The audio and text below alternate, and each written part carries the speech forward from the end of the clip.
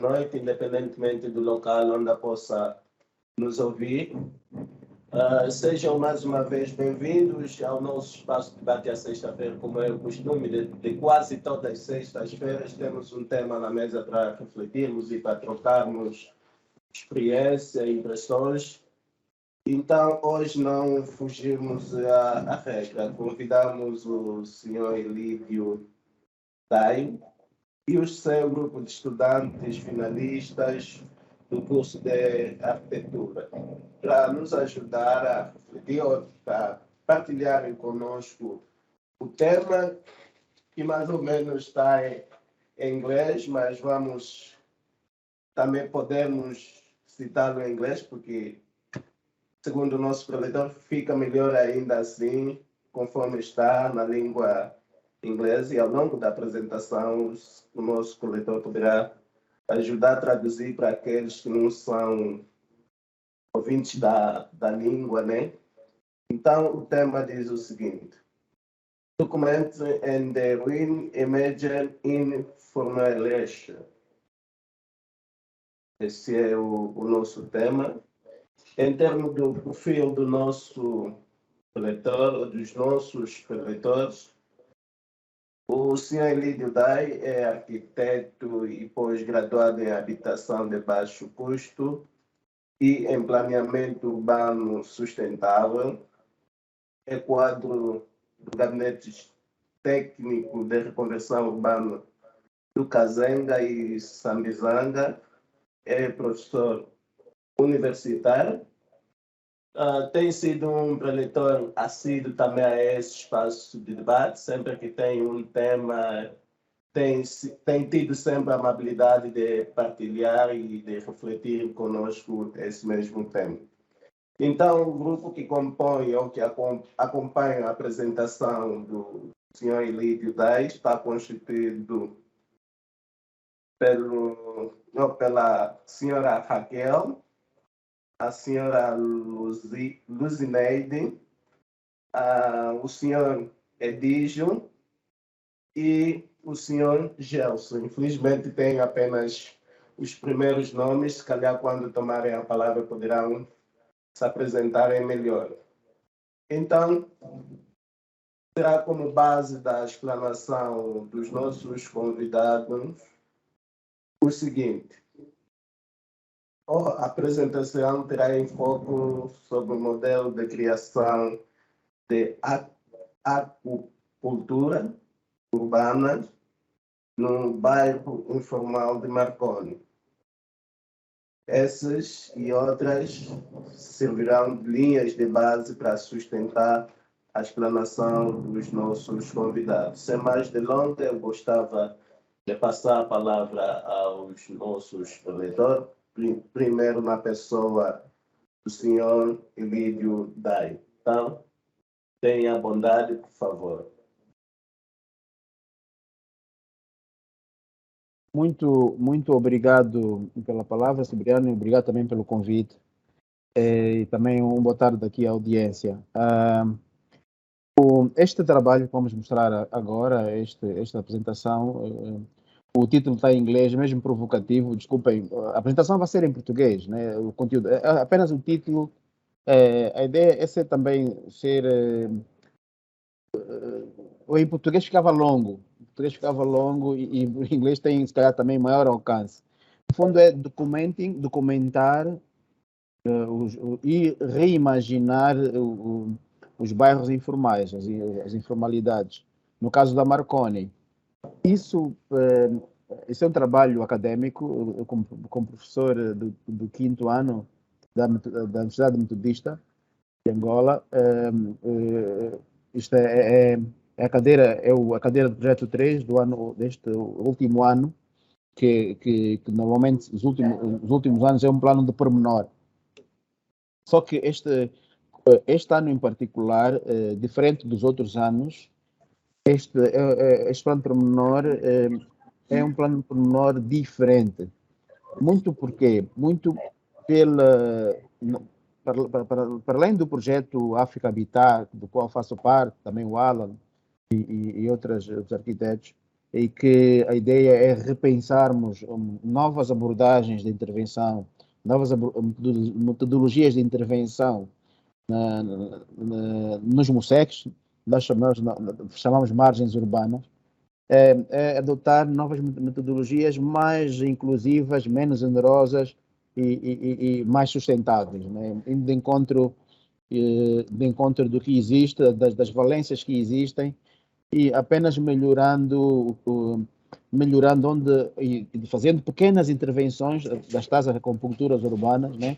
São pequenas intervenções para melhorar a qualidade de vida, melhorar a acessibilidade, né? Obviamente existirão algumas demolições pontuais, né? Para criar acessibilidade, melhoria, levar saneamento, etc. Então, no cômputo geral, esse será um trabalho, uma primeira fase de levantamento e diagnóstico, não só a macro escala a macro escala do setor, como a micro escala do quarteirão e do lote. Uma primeira fase de levantamento, depois uma segunda fase de reimaginar propostas, conceitos de como intervir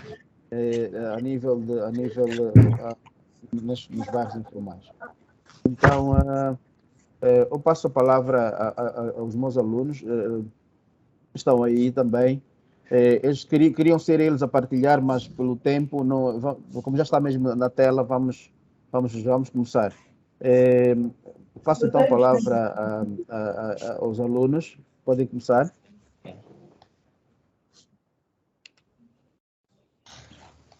Boa tarde a todos. Obrigado por esta oportunidade. Nós somos o Grupo E do 5º ano da Faculdade de Arquitetura da Universidade Metodista de Angola. Estamos aqui para apresentar o trabalho desenvolvido no primeiro semestre, que começa com o levantamento, e no segundo semestre é a fase individual, no caso, onde faz sim um levantamento pormenorizado de habitações e também são apresentadas algumas propostas. Por favor, podemos passar. Já agora, eu sou Edígio da Fonseca, ao meu lado está Raquel Santos, Jacimara Nunes, Genilson Abreu e Luzineide da Silva. Por favor, pode passar. Certo.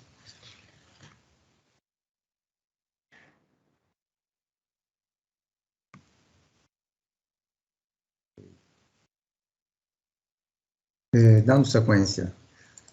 Quanto à localização, o bairro Petrangol encontra-se localizada no distrito urbano do Kazenga. Está entre uma urbanização consolidada, que é a Marconi, e a 7ª Avenida do Kazenga. Julga-se que os MUSECs são lugares bastante marginalizados, mas quando estivemos no local nós percebemos que são lugares também interessantes, cheios de vidas, com pessoas que possuem aspirações e que são pessoas normais, como pessoas que residem fora dos MUSECs.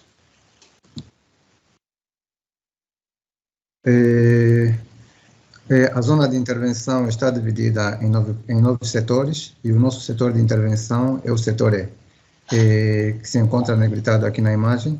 É um setor que possui uma área de 7,12 hectares, é densamente construído e também com uma população muito densa. Bem, quanto ao zoneamento da zona, a zona está dividida em 2 partes. A parte habitacional e a parte comercial. O comércio mais intenso encontra-se ao longo da 7ª Avenida do Kazenga, e onde o uso do comércio é mais reduzido é na Rua Terra Vermelha.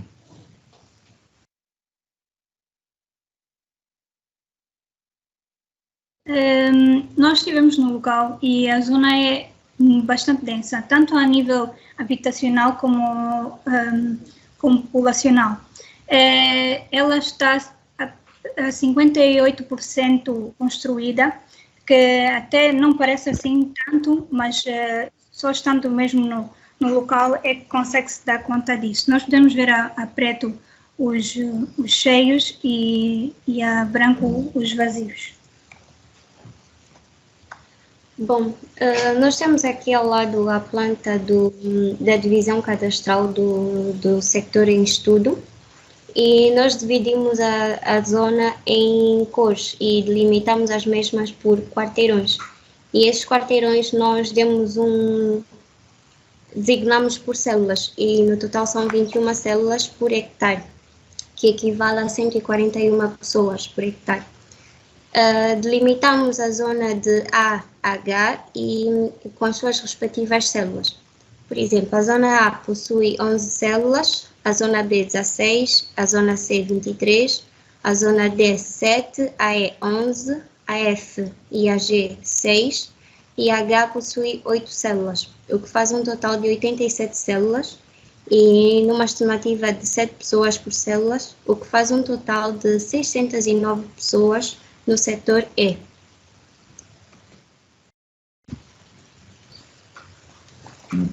Dando continuidade no uso e função da zona, a zona encontramos maioritariamente residenciais e ao longo da 7ª Avenida temos o uso misto e outros tipos de comércio, de serviços como saúde e serviços administrativos.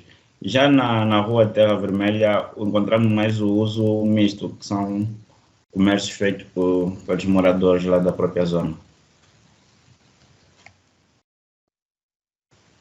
Quanto à Sércia na zona, a zona teve o crescimento totalmente horizontal, na qual maioritariamente encontramos edifícios de 3 a 3,5 metros. Já ao longo da 7ª Avenida constatamos edifícios que variam de 6 a 7 metros de altura. E estes mesmos edifícios têm mais o caráter administrativo.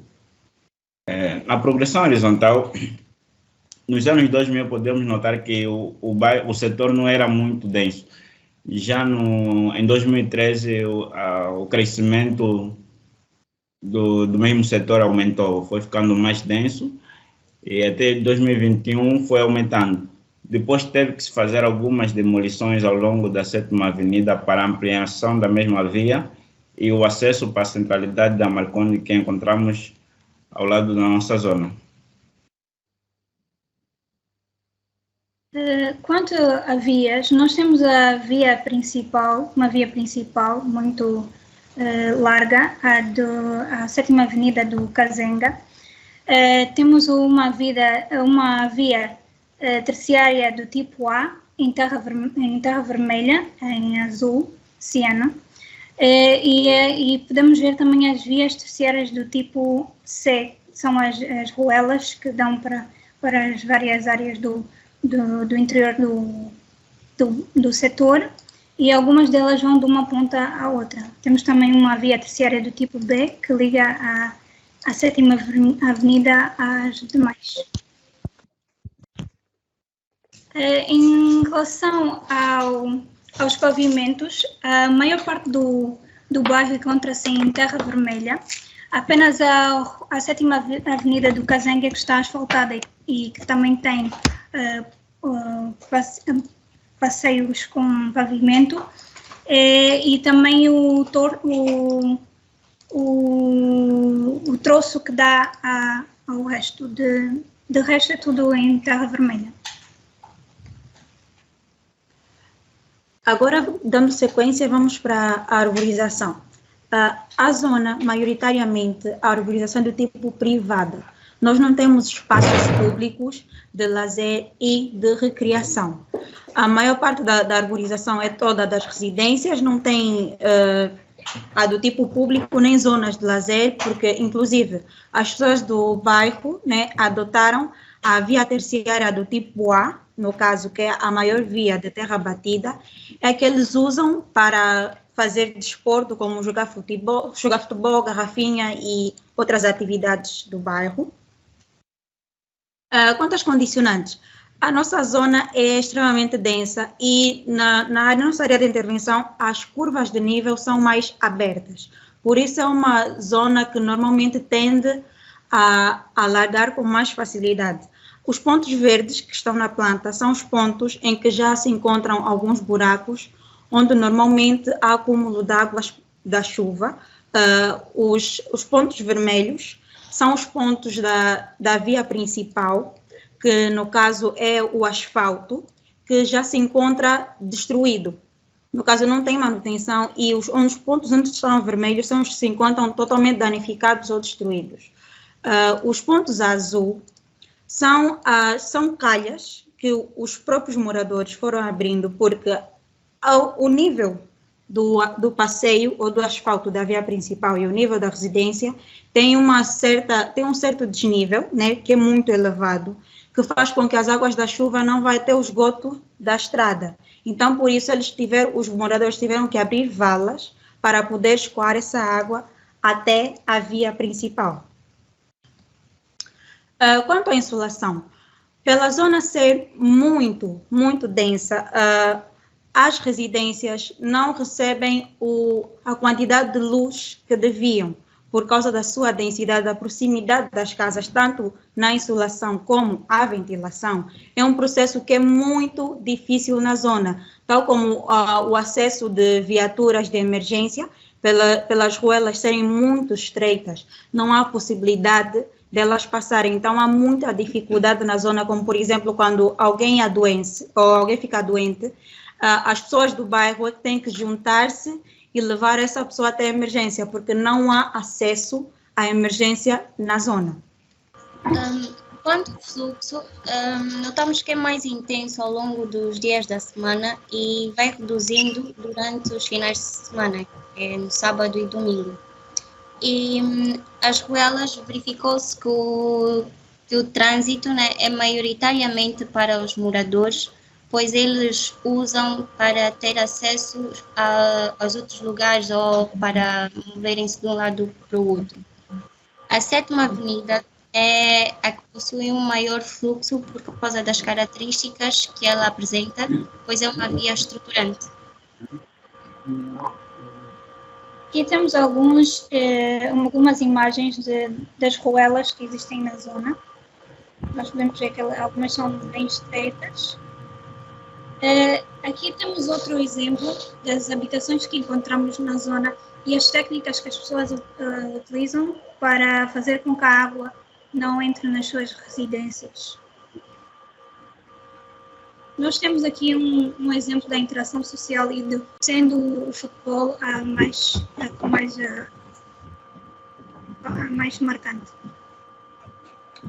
Aqui também temos alguns o comércio, o informal e o formal. Temos também algumas imagens de arte que eles usam a publicidade nas suas casas, não só como uma maneira de fazer publicidade, mas também como uma maneira de pintarem as suas casas e fazerem uma decoração. Passando para a segunda parte, que é das habitações, levantamento das habitações, largos e bolsas. Praticamente o levantamento de 15 habitações e vamos aqui apresentar apenas 5 habitações. E dessas 5, nós poderemos apresentar e a produção espacial.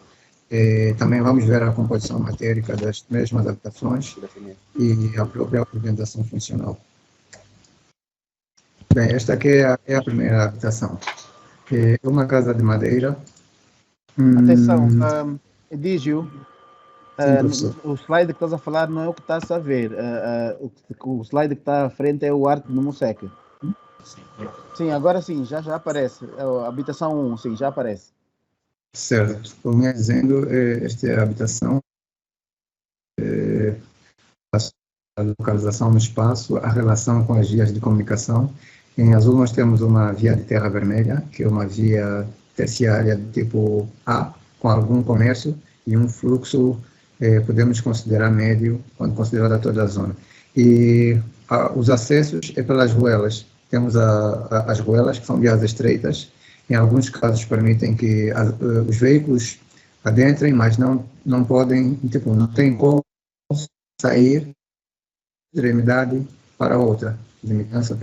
Como eu ia dizendo, nós aqui temos a planta da primeira habitação que foi levantada. Tem a casa na parte central, Nesse caso, a família, como foi crescendo, surgiu a necessidade de se colocar mais ambiente, nesse caso, quartos.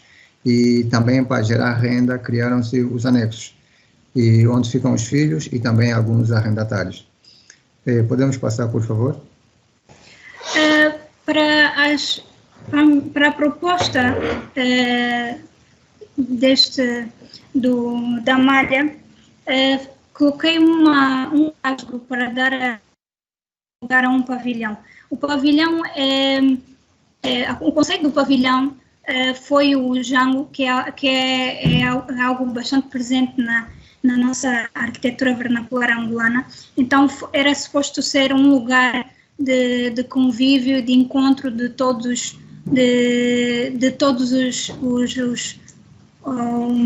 moradores que fossem para lá e pudessem realizar uma série de atividades, como até mesmo jogos que eles não têm lugar lá para praticar, para jogar. Então era assim um lugar com aquele conceito de jango. Para além disso, propus para o comércio nas ruas, para tirar um pouco do comércio informal e tentar formalizar de alguma maneira o comércio ao longo das vias. Pode passar?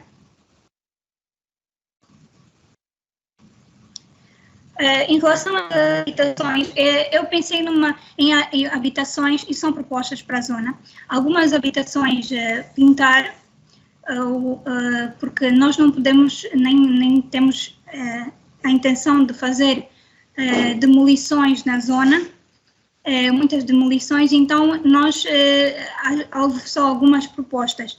Para as propostas, tem as habitações evolutivas que vão mudando ao longo do tempo, que as pessoas vão adquirindo mais possibilidades e condições. Então é suposto ser primeiro para comércio e habitação e depois vai aumentando os pisos até ter uma casa completamente formada para a zona, porque o comércio é algo bem presente na zona. Pode passar. Em relação ao levantamento da habitação 1, esta é a habitação da Tia Tita. Nós acabamos por ficar muito próximos de alguns habitantes da zona que nos receberam muito bem. Então, esta foi uma habitação de uma das senhoras que veio lá. Fomos ver uma série de tipologias, que é das multifamiliares, de arrendamentos e mistas. Esta aqui é a familiar, que tem os filhos a viverem com os pais. Então, essa é mais ou menos a representação da habitação. Abaixo dá para ver melhor. Pode passar.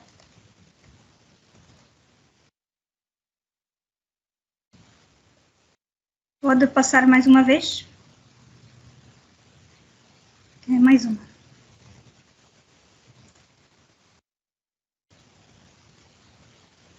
Mais uma vez. Pois, então dá para ver com os quartos a rosa. Essa é a casa principal, onde vivem os pais, e tem uma sala. Mas também tem os anexos, que são bem pequeninos, que são os anexos, é a primeira planta, já agora existente. Os anexos são da filha, à direita, e do filho, e eles têm as suas próprias famílias. Então é uma coisa complicada de ter na zona.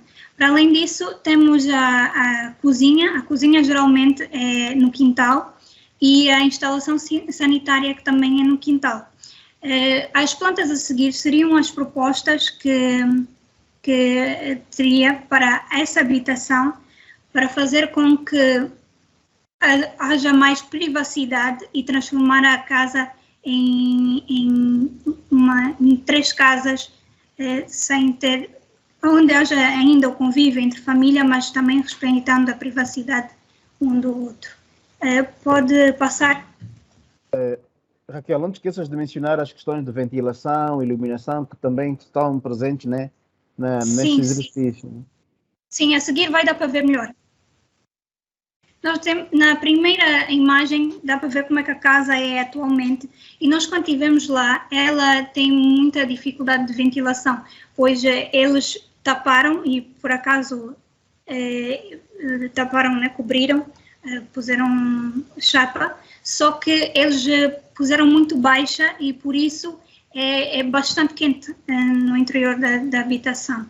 Em segundo, nesse caso, aquela proposta que eu tinha feito para a mesma habitação, apenas sobe um piso para poder acolher o resto da família.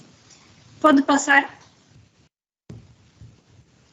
Em seguida, eu mostro como é que seria a ventilação nesta nova proposta com vazados e cobogós.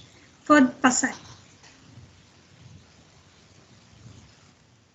Em seguida, eu mostro os percursos, os que já existiam, que, como podem ver, a primeira planta tem o percurso comum a amarelo, o percurso dos pais a vermelho, o percurso azul, que é o do filho, e o da filha a verde. Então era algo que não tinha muita privacidade, então eu propus o que podemos ver nas outras duas plantas.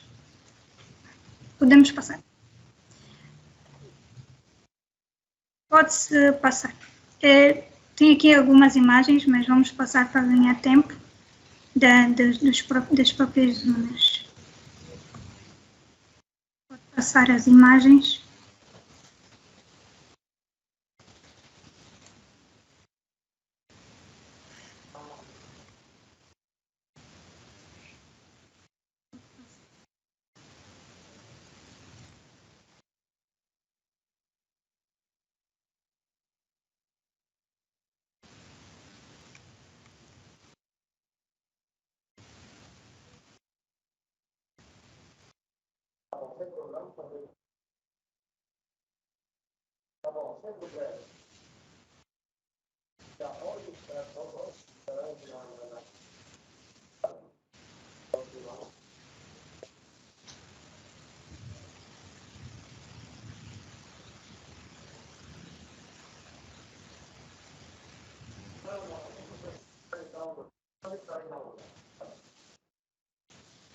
Pode deixar aí.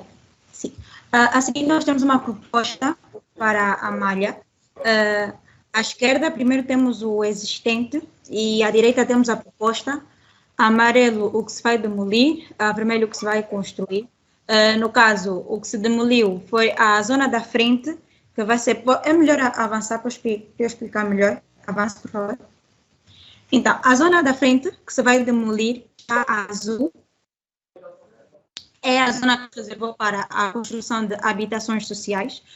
Para desafogar a zona, foram abertos algumas... a zona é muito densa, mas quando vista de cima parece muito densa, mas lá dentro conseguimos ver que há alguns espaços abertos. Então, aproveitamos estes espaços abertos para ampliá-los e criar bolsas para desafogar a zona, que são os que estão a verde, que são bolsas e largos que vão ser construídos ou vão ser propostos para desafogar a mesma zona, para que haja melhor ventilação, além do que os becos, que estão a azul mais claro, que são as zonas pedonais, no caso, alguns foram ampliados, mas de certa forma não abruptamente, para demolir o mínimo de casas possíveis, no caso.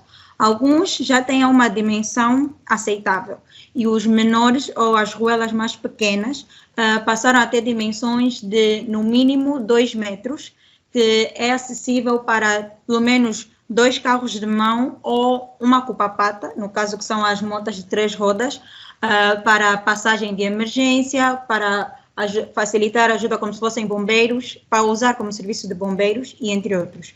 A zona amarela é a zona para o equipamento e a vermelho que é na via principal, são os edifícios multiuso, que embaixo serão comércio e outros serviços e a parte de cima, habitações.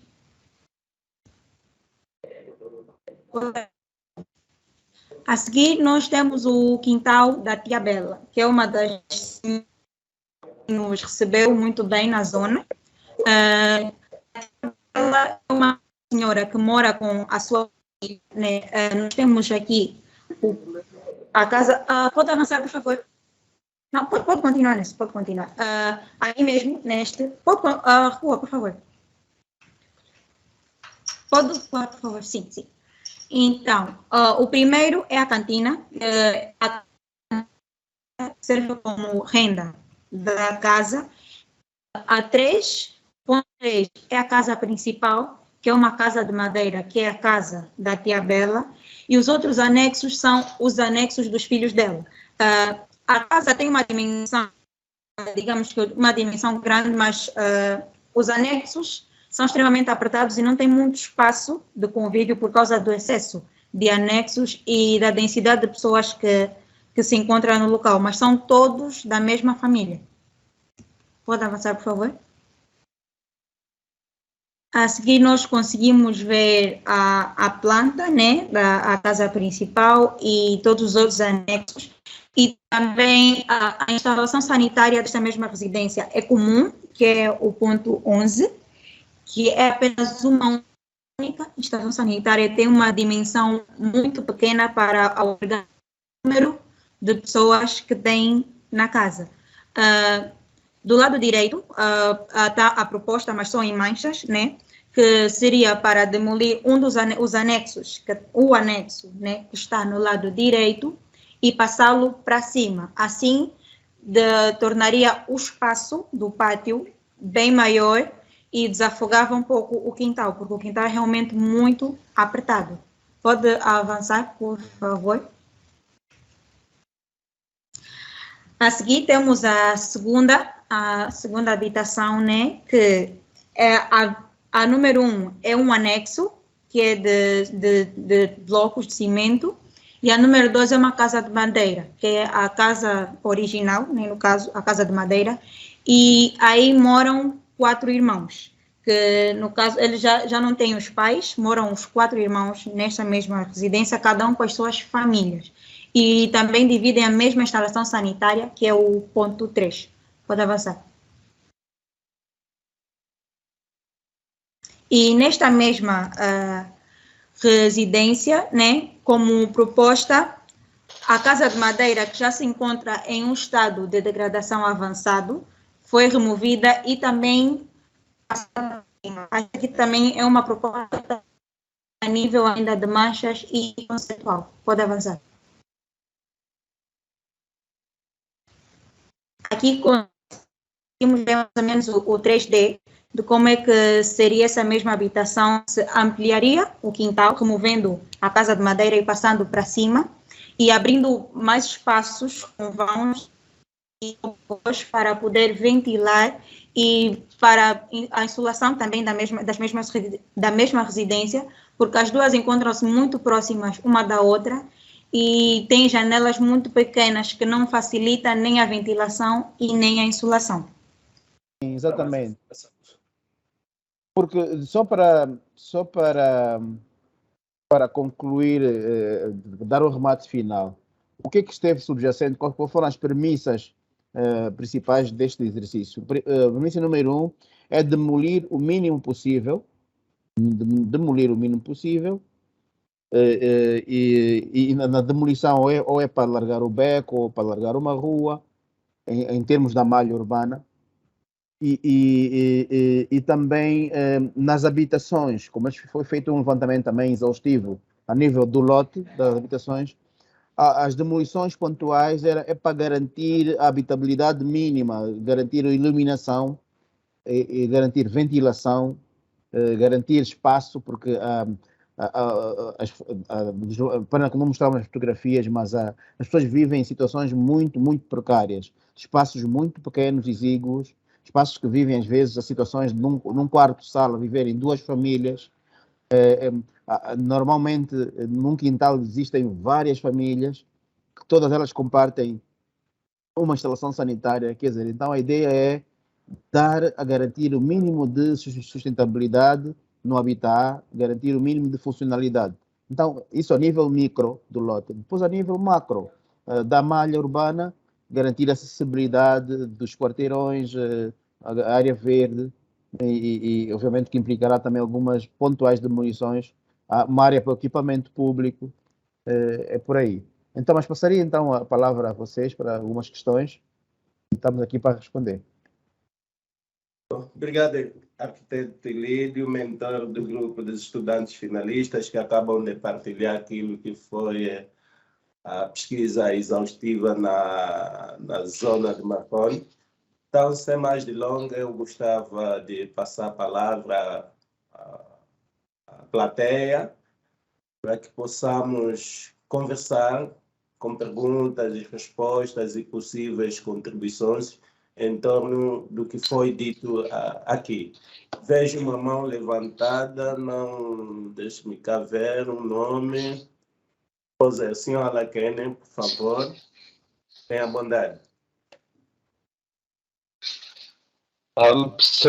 Quero agradecer o arquiteto Lídio e a sua equipe do estudantes graduados para um estudo realmente bem apresentado. E também a qualidade dos gráficos é muito bonito, muito boa. Aquela zona é bastante interessante para nós, porque é uma zona que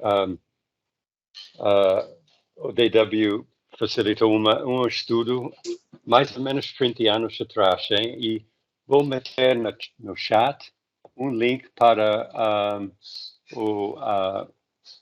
o site do estudo. Infelizmente, online, este estudo está em inglês, mas de facto temos cópias físicas em papel do mesmo documento em português, e parece que podemos partilhar uma cópia para o arquiteto Lídio, para partilhar também com os estudantes.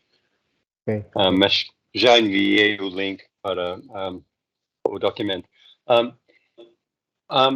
Eu acho que, para mim, este estudo foi interessante porque 30 anos atrás a situação foi mais ou menos o mesmo. As condições dos moradores não mudou muito em 30 anos. E eu acho que é um desafio para nós que em todos estes anos não conseguimos realmente resolver mesmo os problemas mínimos dos comunidades que vivem nos municípios e nos bairros. So, minimamente, eu acho que é um desafio para nós. E eu sei que estamos alinhados como arquiteto Lídio sobre o compromisso realmente para melhorar as condições dessas populações, mas depois de tantos anos não atingimos muito. Isto acho que é um desafio que ainda temos hoje. Mas como engajamento dos jovens arquitetos graduados da faculdade, esperamos que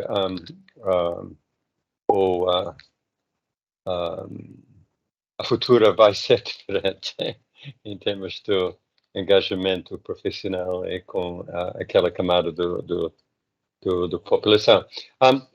Os desafios técnicos que eu acho que foram tratados nestes estudos foi a necessidade para manter a população densa, mas abrir espaço para viver, abrir mais espaço verde e a densificação daquelas zonas para, pelo menos, atingir a densidade que do projeto Lado e do Marconi. Eu acho que devemos ir para encorajar as pessoas e facilitar, em termos técnicos, o aumento para pelo menos o segundo andar, crescimento vertical.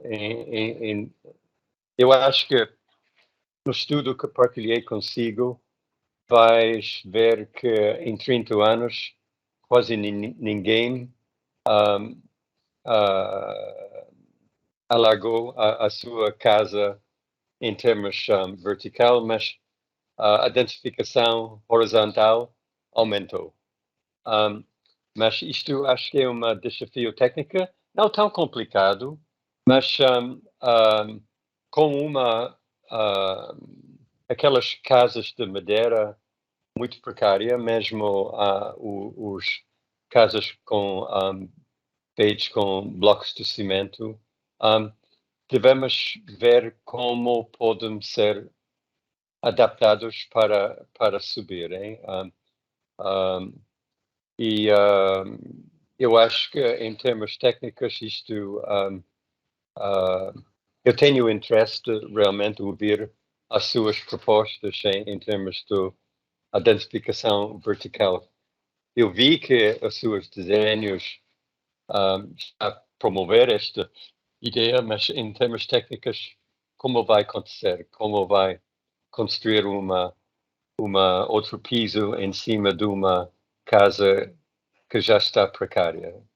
Só vou deixar estas questões consigo e já partilhei via chat o link para este estudo que foi feito, como diz, 30 anos atrás. Eu acho que vais ver que algumas das mesmas famílias ocuparam aqueles espaços. Jovens, parece que com filhos que foram crianças na altura do primeiro estudo. Obrigado. Obrigado, senhora, pela sua participação. Eu vou passar. Sei que o senhor não fez nenhuma questão, mas algumas contribuições que partilhou aqui. Não, o Alan fez uma questão, sim, que é como é que tecnicamente se resolve a questão da densificação em altura. Ok.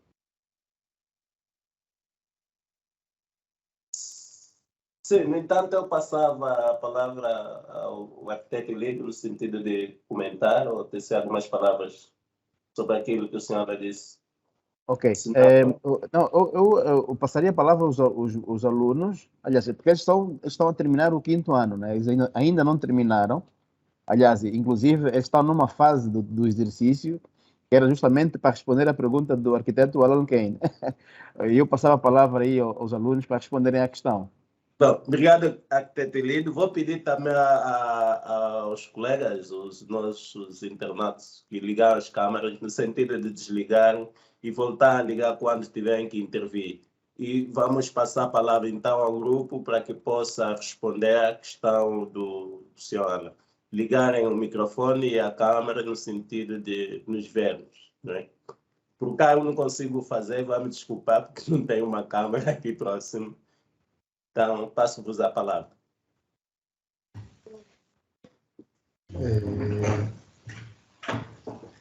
Bem, relativamente à questão que foi feita sobre um possível crescimento das habitações verticalmente, esse é um dos objetivos do exercício.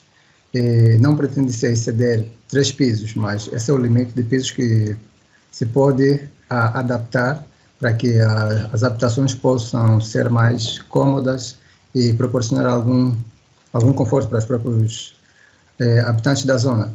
E também opta-se em fazer a incrementação. Começamos por dar uma solução, isso devido à questão dos custos, dar uma solução vertical, mas como é um método de incrementação, permite o crescimento vertical ao longo do tempo.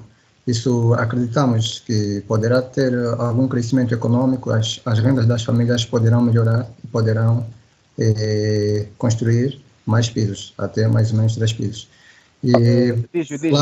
Edígio, não são 2 pisos, né? Este é o primeiro andar, né, que foi pedido.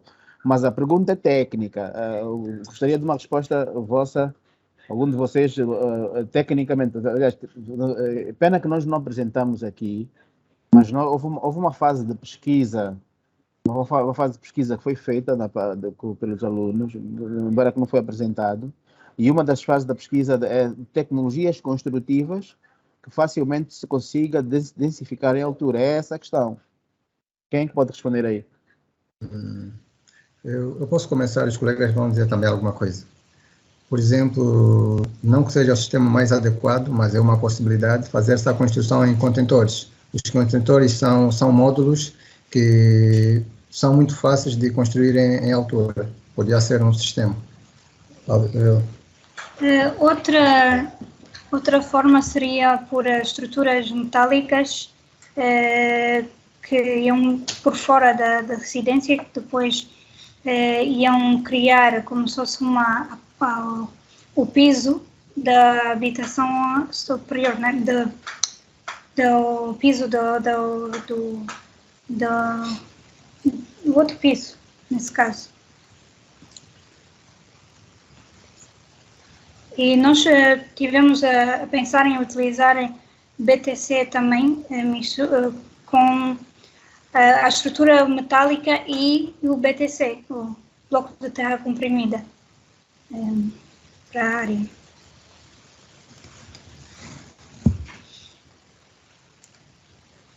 Pois, só para concluir esta resposta, para passar às outras perguntas, é que estão justamente nesta fase.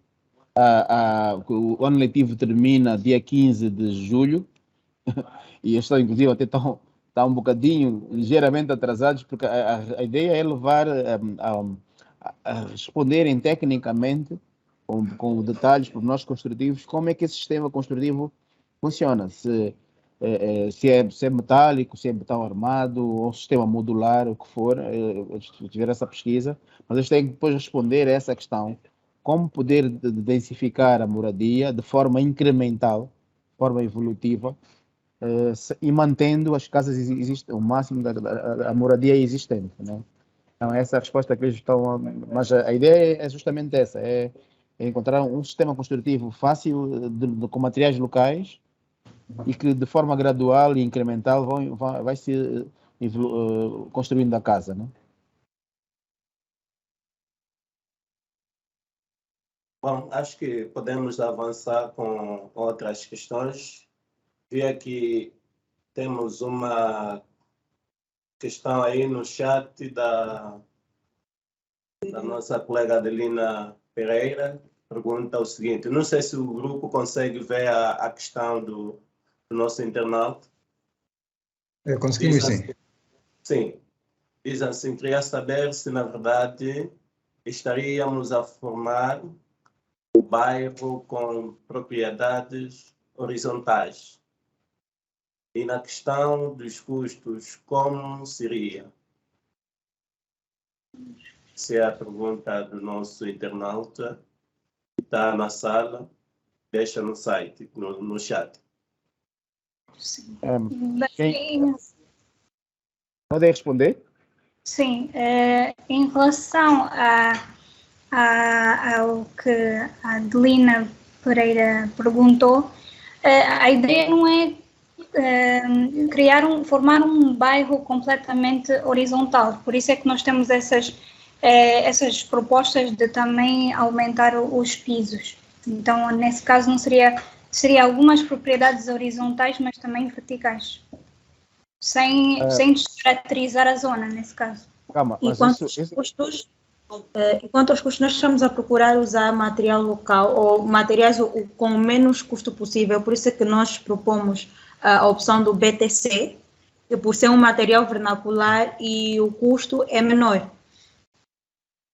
E também tem a questão estrutural. Nós, por exemplo, para reduzir os custos, pretende-se reforçar os elementos, a estrutura, nesse caso os apoios, como por exemplo os pilares, e a vedação dos elementos laterais, deixando o espaço interior para ser dividido com materiais ao critério nesse caso, do proprietário da habitação.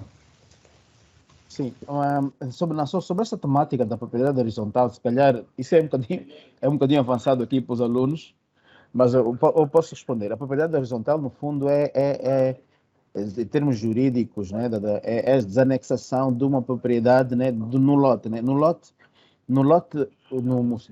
caso da Marconi, no seco da Marconi, é um lote principal que está subdividido em vários lotes onde estão os anexos. Que inicialmente eram famílias numerosas, famílias alargadas, tem a casa principal e vários anexos, e depois passou-se para aluguer, e então tem a casa principal e vários anexos de aluguer. E a ideia desse exercício é justamente redesenhar os lotes, redesenhar as propriedades e ter acessos, tem um acesso, individualizar um acesso para a casa principal, outro acesso para os anexos, para que numa outra fase se poder criar-se então a tal propriedade horizontal. No fundo, o que é? Cada lote cada anexo ter a sua fração individualizada do lote principal, né, inicial, que é muito complexo, que é dos mais complexos exercícios aí nesta coisa, mas a ideia é justamente essa, é nesta amálgama de vários anexos no lote. Então a ideia é separar a casa principal, um sublote, e os outros anexos também ter um acesso autônomo, diferenciado e fracionado, né, com as várias frações autônomas. Acho que foi essa a pergunta. A resposta é essa, mas isso é muito avançado para os alunos.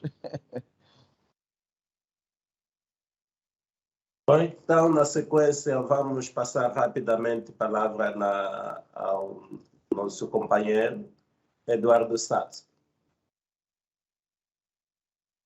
Se consegue nos ouvir, Eduardo, por favor, pode ligar a câmera, pode ligar o microfone para intervir. Se ouvir, saúdo aos apresentadores e também felicito-vos pela brilhante apresentação. Bom, eu sou leigo em matéria de arquitetura, não entendo nada de arquitetura. O meu interesse em relação à temática é porque ele incide nos bairros periféricos que são o local do meu interesse em termos da minha pesquisa para os estudos de doutoramento que estou a fazer. Eu sou investigador auxiliar do Centro de Estudos Africanos da Universidade Católica.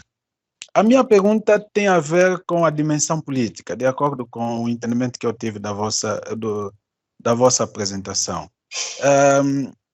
Se nós quisermos urbanizar uma zona periférica, e aqui posso apegar-me à geografia onde se fez o trabalho, que é o Marconi.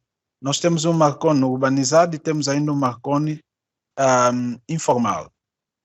Se nós quisermos urbanizar este Marconi informal, o entendimento que eu tive é que a vossa tese é de demolir menos, fazer algumas mudanças, mas que parece não alteram tanto o aspecto morfológico do bairro. E aqui onde reside a minha dúvida. Ao fazer isto, não é implicitamente defender um status quo, quer dizer, é defender que a situação continue com uma elevada percentagem de informalidade. Estou a tentar fazer uma análise comparativa. Aqui, a filosofia que se tenta seguir é demolir no máximo para urbanizar. Vocês defendem uma tese contrária. E eu queria perceber até que ponto isto pode contribuir para, na verdade, urbanizar ou talvez manter o bairro nessa categoria ou categorização de bairro informal. Outros estudos paralelos, será que convergem com aquilo que vocês defendem ou haverá aqui uma inovação? Eu estou a olhar para urbanização versus informalismo. Não sei se me fiz entender na minha colocação. Mas a minha inquietação é precisamente essa. Muito obrigado. Bem entendido, bem entendido. Agora, passo uma pergunta difícil, mas vou passar primeiro aos alunos para poder responder, senão eu vou dar uma ajuda.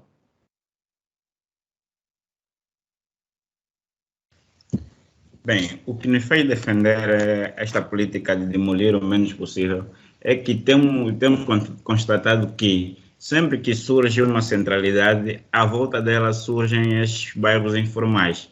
Isso está-se a tornar praticamente uma febre.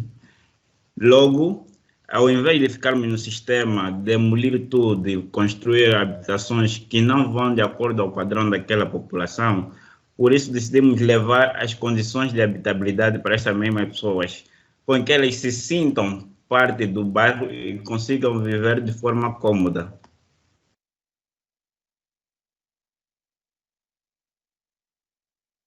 Mais alguém quer responder dos alunos?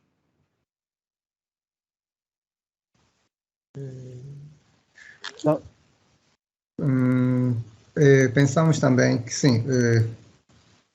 Pensamos também em termos de custo. O colega referiu que demolir massivamente uma zona para construir novas habitações envolve muitos custos. E, por exemplo, nas condições em que o país está a passar, não seria a solução mais adequada. Não podemos parar de produzir, ou seja, dar soluções e conforto para as pessoas, porque a economia do país não está favorável. Então, em termos de custos, isso não é praticamente viável. Então, inserindo infraestruturas, conforme o colega disse, infraestruturas nos museques, como vias de comunicação em condições, água, eletricidade, isso ajuda a melhorar, de certa forma, o lugar. E também valoriza as próprias habitações e cria um certo interesse de melhorar, de melhoria, nesse caso, por parte dos próprios habitantes. Eu penso que é tudo. Muito bem. Só para reforçar, era isso que eu ia responder. E só para reforçar que dentro deste processo, o status quo do MUSEC, do bairro, a ideia é deixar de existir esse status quo, para ser um bairro, porque as pessoas querem ter água, querem saneamento, querem energia, e querem ter a propriedade do seu espaço. Eles não têm direitos fundiários, mas querem ter direito da sua propriedade, que levaram muito tempo a construir, e têm ligações afetivas, emocionais ao seu bem, e que muitas das vezes estes projetos eu trabalhei, eu tive 10 anos no gabinete da reconstrução urbana do Kazenga, e aquela obra que está ali, urbana, o projeto da Marconi, eu estive a par deste projeto. Hoje, esse gabinete de Getrux já não existe. O projeto parou porque era 100% suportado pelos dinheiros públicos e estamos nessa fase de crise financeira e o projeto parou. E de forma acadêmica, né, como professor, achei por bem mudar o paradigma. Tenho que sair do motor reunião. Ok. Mas foi justamente um exercício acadêmico de mudança de paradigma de intervenção.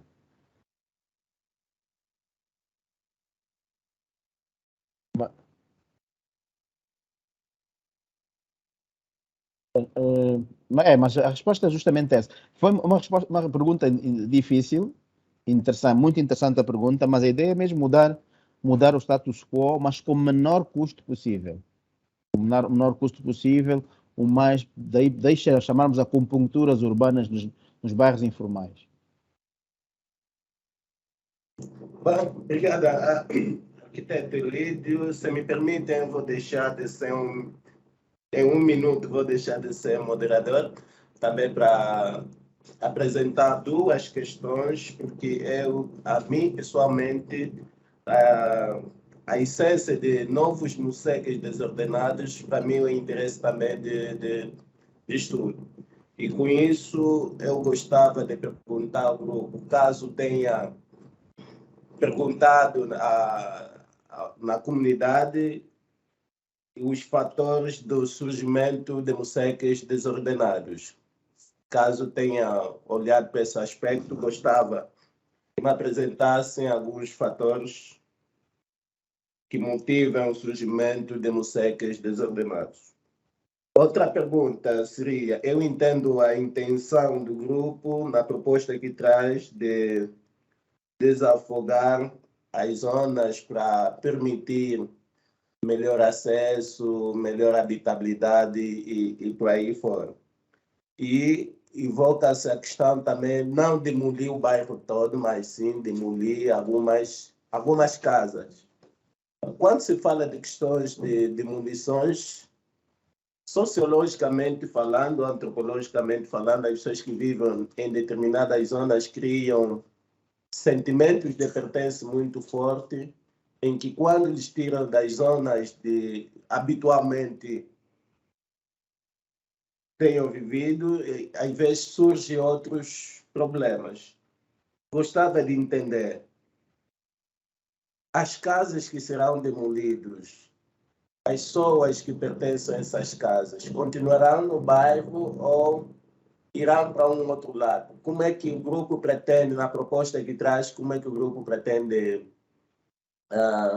salvaguardar o direito da vivência no bairro dessas casas que serão demolidas? Muito obrigado. Não sei se fiz entender. Sim, nós entendemos. No caso das casas que vão ser demolidas, na mesma proposta da nossa malha, nós fizemos uma proposta também para habitação social, que é uma nova proposta de habitação social, que é exatamente para realocar as pessoas, para a qual nós vamos ter que demolir algumas casas, porque de qualquer forma nós vamos ser obrigados a demolir algumas casas. Nós queremos demolir o menos possível, mas é inevitável demolir, porque nós precisamos desafogar a zona.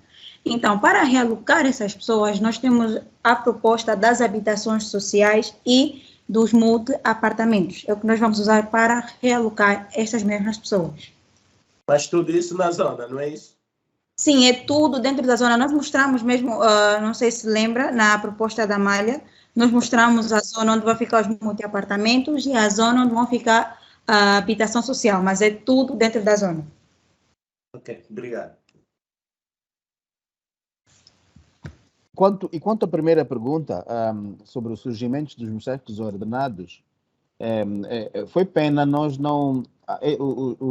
O grupo de estudantes, eles fizeram um documentário da zona da Marconi, são 20 minutos e também já havia pedido para reduzirem o documentário para 10 minutos para se tornar mais fácil nestes eventos.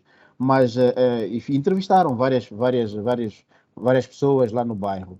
Mas sobre essa questão do surgimento dos museques desordenados, tem muito a ver com a gênese, como é que vão surgindo os museques. E conforme pudeste ver ali no levantamento dos quintais, onde existe a casa principal e depois existem os vários anexos, muitas das vezes dentro do lote, porque os museques eram ordenados, mas só que nesta massiva construção dos vários anexos, muitos desses anexos eram construídos fora dos lotes. A rua que já era estreita, uma rua, por exemplo, existente de 3 metros, e construindo fora do limite do lote, estes avança, puxa e não sei o quê, vai-se criando os tais becos. Quer dizer, os museques, com o tempo, que eram ordenados, vão se tornando desordenados com a densificação. As famílias, depois foi muito pelo conflito armado, né? O êxodo rural do campo para a cidade, né? E foi se densificando os museques que eram alguns ordenados. No caso do Marconi, a mesma coisa. Isso é transversal a todos os vários museques que Luanda tem.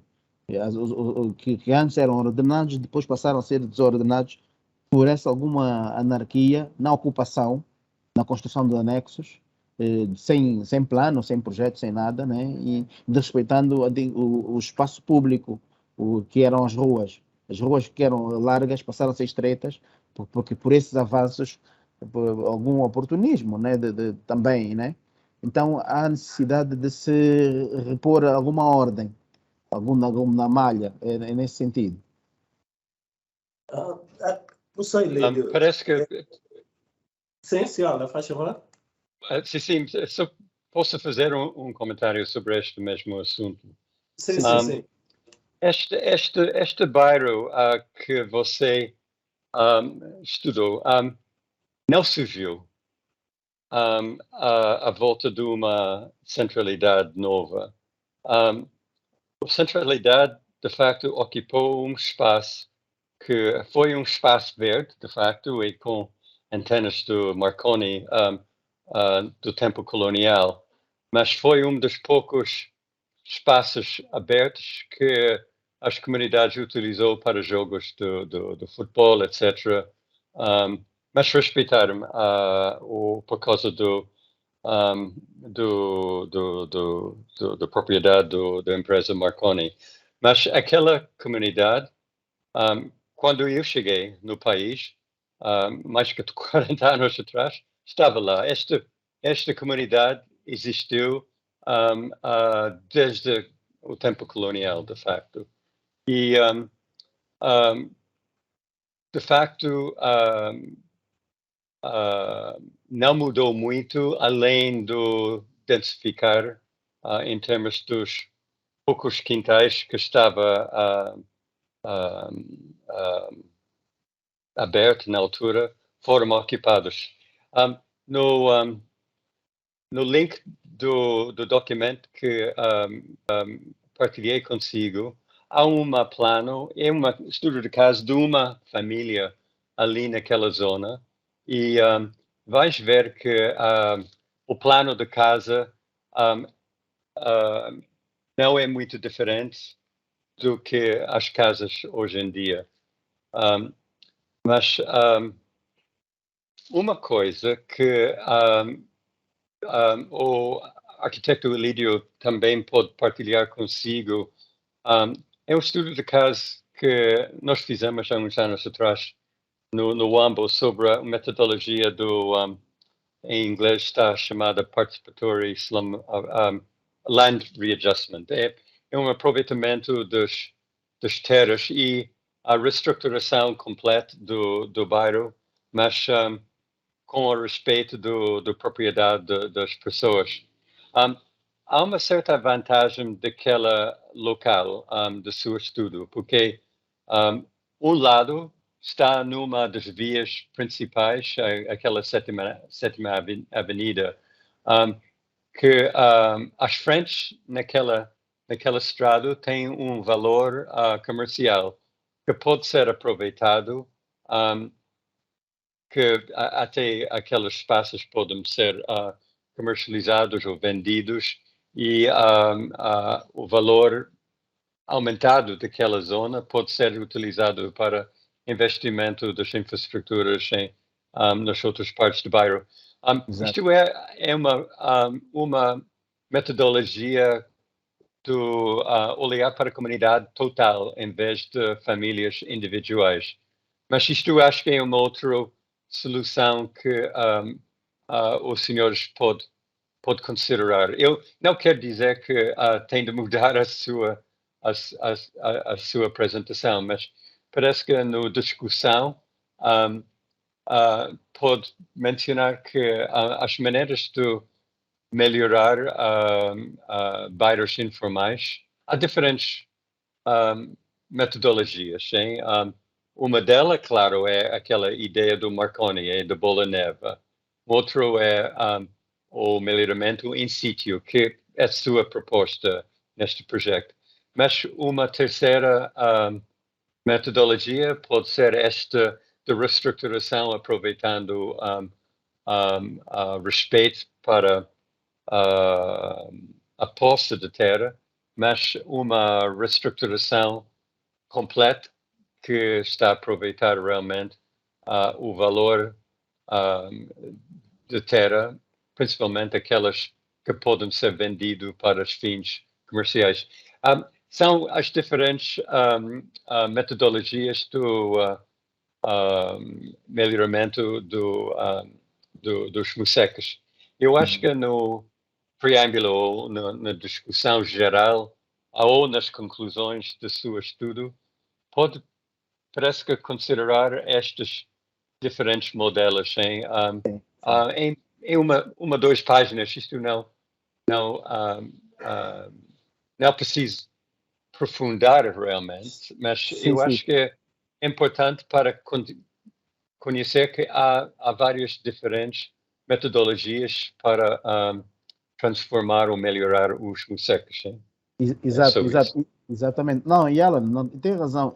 A terceira possibilidade está incluída no estudo que os alunos fizeram, que é a possibilidade da captura das mais-valias, né, da captura do valor da terra, principalmente nos terrenos, nas principais avenidas, que são 2 principais, que é a 7ª Avenida e a outra é a Via Expresso de Luanda a Cacoaco.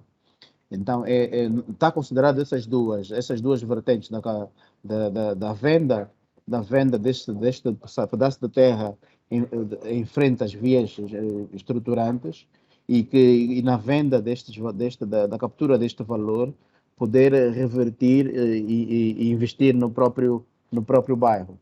Não, está incluído essas 2 vertentes. O slum upgrading e a captura das mais-valias. Eu vou ter uma grande interesse de ler o TCC quando está apresentado. Agradecemos se pode, no fim, partilhar a sua... Sim, claro. Não, vamos sim. A sua documento final. Muito obrigado. Vamos partilhar, sim. Bom, assim sendo, vamos passar colher mais alguma questão, uma contribuição dos nossos internautas.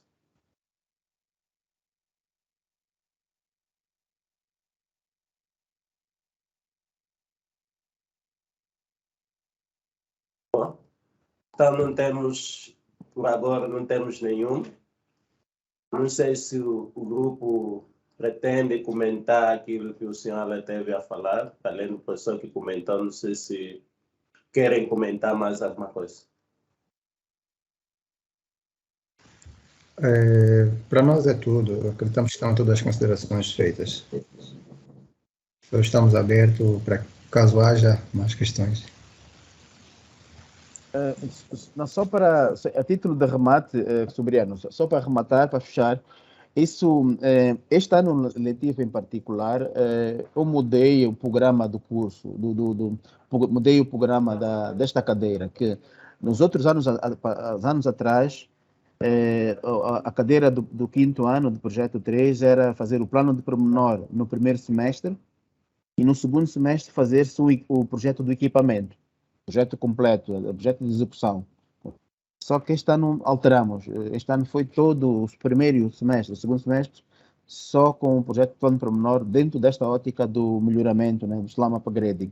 E que, digo de passagem, é muito complexo, está a ser muito complexo para os alunos, até entenderem, é mesmo muito complexo.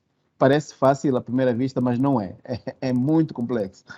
Mas aí que haver algum desconto, algumas perguntas difíceis foram feitas, é normal, eles estão a terminar o ano e têm com muitas dúvidas, mas é próprio do processo.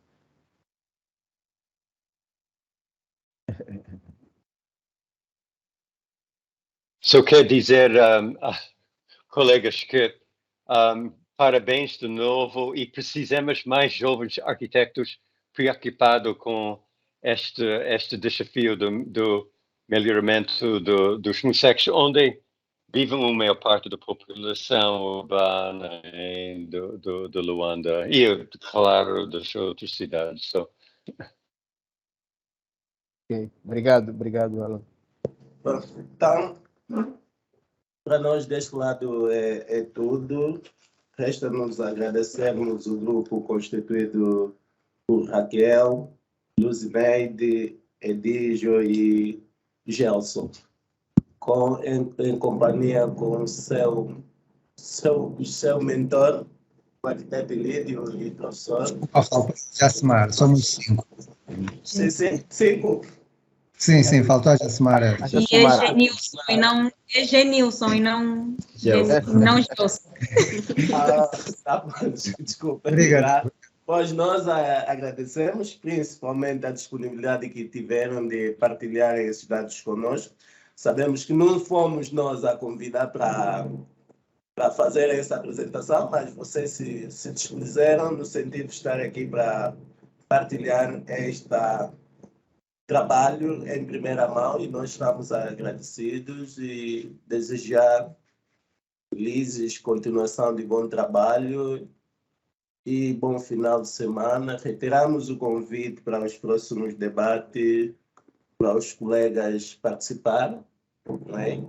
E o espaço também está aberto nos próximos tempos, se quiserem, de forma individual, principalmente o grupo dos estudantes, se tiver um tema que querem partilhar conosco, então, o espaço está disponível para que possam partilhar aquilo que vos virei na alma. Então, deste lado é tudo, agradeço e estamos juntos.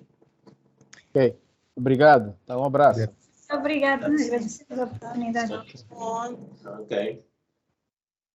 O senhor capitão, uma coisa que parece que podemos mencionar, que estamos a tentar arranjar uma série de debates à volta deste novo programa do crédito habitacional que o Banco Nacional lançou recentemente. Temos previsto de convidar vários bancos e várias instituições ligadas com esta iniciativa. Obrigado. Okay. Senhora, temos carteira, estamos a fazer os contatos com juristas, representantes de bancos comerciais. A qualquer momento teremos pessoas para que possam fazer a apresentação no âmbito desta temática. Mas, de qualquer forma, está tudo nos lembrar. Estamos juntos, dá licença.